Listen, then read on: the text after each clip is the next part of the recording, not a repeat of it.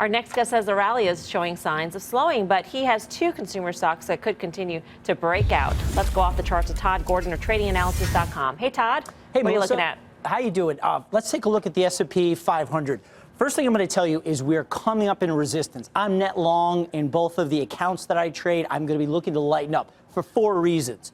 Number one on this S&P daily is we have the 200-day moving average, and that's just defined this market for a long period of time. That's number one. The second reason is we have a kind of a triple top up here between 2800, 2820, and the SPX. Here we go for a 4th time. The third reason is some of that Fibonacci retracement. If you look at basically the 2/3 to 3/4 retracement, it comes in right in this zone.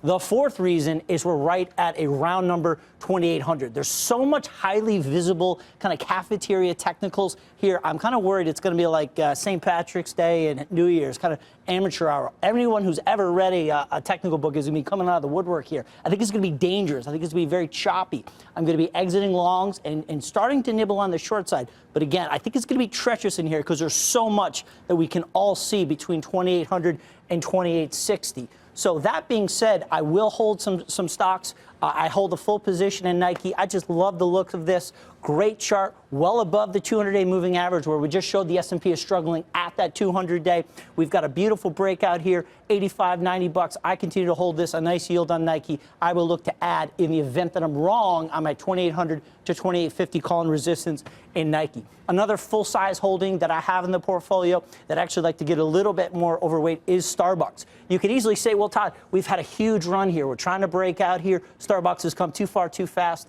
However, this is the daily chart. Let's go back to the weekly and just look at this 4-year base that Starbucks just broke from. We came all the way from the 2008 low. We just went into massive consolidation. 2015, here we are, 19, finally breaking out. So when you say, well, Todd, that daily chart has gone too far too fast, I don't know when you put it in that context. So heading back to the daily chart, again, we have a nice breakout happening in Starbucks with confirmation that the market wants to go higher. I will look to add more Starbucks as well. Did you say 2800 was the danger zone, Todd? 2800 to 2850 is a combination of those 4 things. Yeah, I mean, it's a huge zone, a lot of things in there. 2 things from a market internals. You've got volume decreasing, but we've got really strong breadth. A lot of people were complaining about advanced decliners not participating on the rally up before that September high. We have really strong advanced decline. This is a broad-based rally here with the exception of tech. Technology is starting to show a little bit more hesitant just over the last week. Apple in particular is one that I'm going to be looking to lighten up. All right, Todd, thank you. Todd Gordon of TradingAnalysis.com. Play some Kenny Loggins' Danger Zone, right? I mean, it would Well, be a good time to go Top Gun on this. On behalf of you guys who seem to quote that Here often. we go. Guy, anything you want to add? Listen, you know my view on Top Gun. I mean, it's one of the top 5 movies of all time, without question.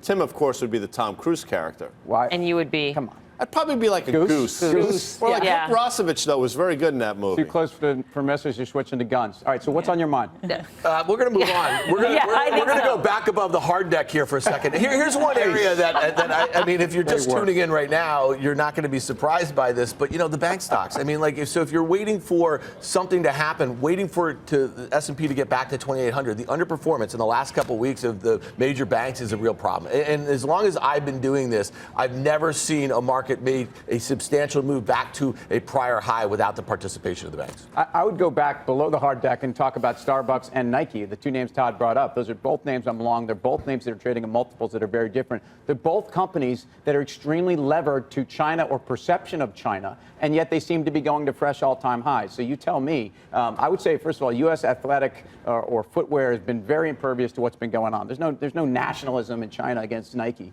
And Starbucks, who at one point really was talking about China being the land of, you know, their new consumer, is doing just fine without it. So again, I think the companies that are executing are the ones that are going to continue to execute. He likes both, so would you rather? And would you rather? Starbucks, I'll tell you why. $65, it ran up against it in 2016. It was the top of at least 3 times. Now at least it gives you something to trade against. I think that's Todd's point. I think you long Starbucks against a 65 stop on the downside.